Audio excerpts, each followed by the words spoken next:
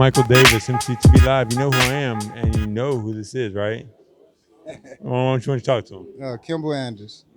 The man, the myth, the legend, man. You seriously, the great things you brought to Kansas City is we're forever thankful, forever grateful. That was great, man. It was a great opportunity. Got an opportunity to play for one of the greatest teams in the National Football League for 10 years with one team. That's a blessing. That's something that people, I mean, say, especially dreaming high school and grade school about is same as one team for that long. Yeah, I mean, you couldn't paint a paper picture. You know what I mean? And that was it for me. So I had the opportunity to do something that I loved for a long time, and with one team, one family, and get this opportunity to know a lot of teammates that was just here in Kansas City. So tell me this, all right. So what are you up to now?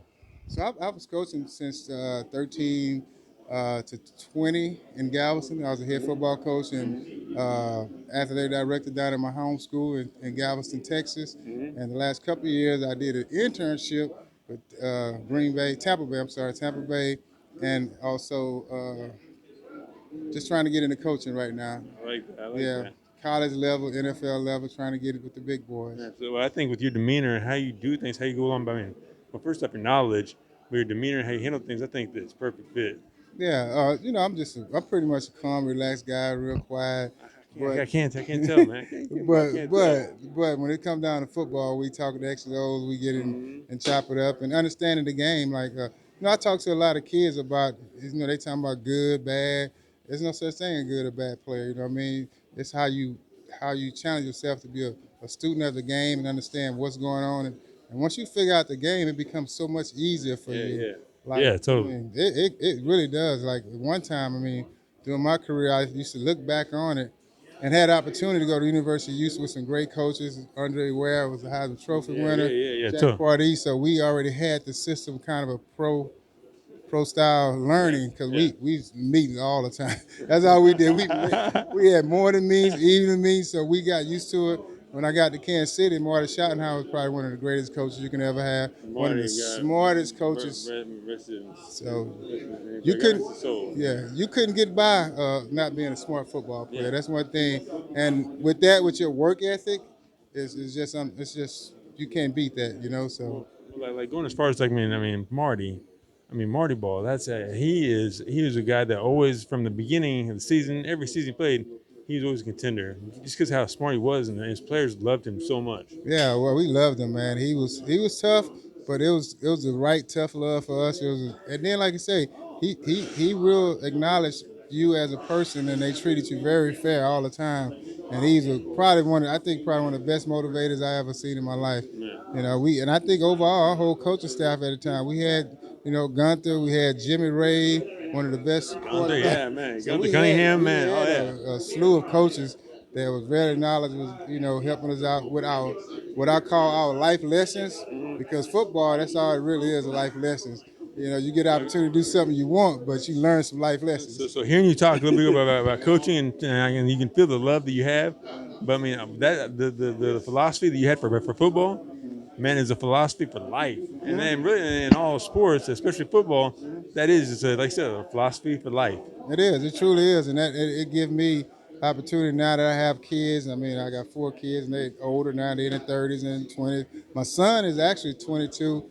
He has a slim chance of getting drafted. I don't know if you heard about it. No, I heard. We know about that. It's just a life lesson that I was able to teach him. Because growing up in my family, we didn't have the opportunity for us. I didn't have a father. My mother was around, but she did the best she could. But so I learned a lot about being around men and having that man figure your life. So that's what I teach my kids a lot.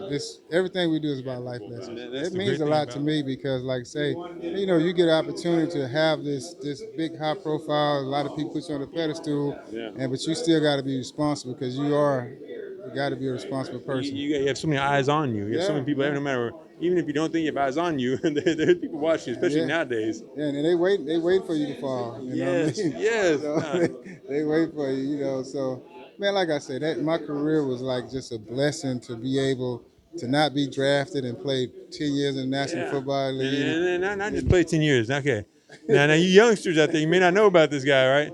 But man, look him up and Google him because, man, not just 10 years play, but 10 years of being a force to be reckoned with. Yeah, yeah. And we had great football teams back in those days. Like I say, credit to now. Like I enjoyed watching the Chiefs. What they doing now, to me, in my opinion, they the best organization in the National Football League. No As doubt. far as the way the Hunt family, like I say, treat the players, the former players, and just the community. And I know it's a lot of other teams out there that's doing the same thing. Yeah. But I'm hands down. I'm just a big Kansas City Chiefs guy, and I Well, love. so okay. NFL would not be here for Lamar Hunt. Right. So I mean, knowing him personally, and then seeing Clark do his thing, do you see the similarity? Do you see the mixture, the combination of those two? Oh, absolutely. Obviously, his dad played a big role in his life because he taught him a lot of great things. A lot. And or he wouldn't be in his position now, and he has taken it to the next level. You know, truth be told, he's taken it to the next level of what the Hunt family had from the beginning. So, All right. So last thing before you go, because I know you went when you got here to watch the draft. So what do you think about obviously the Chiefs? The Chiefs drafted so far, first 2 picks.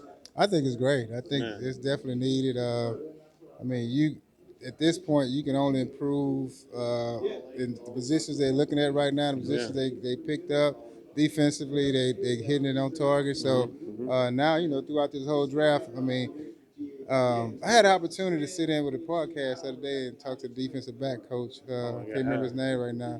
Man, they got some of the great coaches right now, and just knowledgeable about. And I've know of Andy. I never really got the opportunity to sit down and talk to him, but he's been a great coach forever. So he's Quarterback with Philly, yeah, quarterback in the day. so he's beginning. and it starts at the top. And Lamar, like I say, the family, the Clark, they give them the opportunity, let them do what they need to do to make this organization to be the best organization in National Football League. For real, yeah. All right, so man, all right. Thank you so much. We appreciate you, Kimble, man. Like I said, the man, the myth, the legend. All right. So Paul Michael Davis, MCTV Live. Check us out. You got to like, share, subscribe, comment, all that jazz. Man, give me a peace out.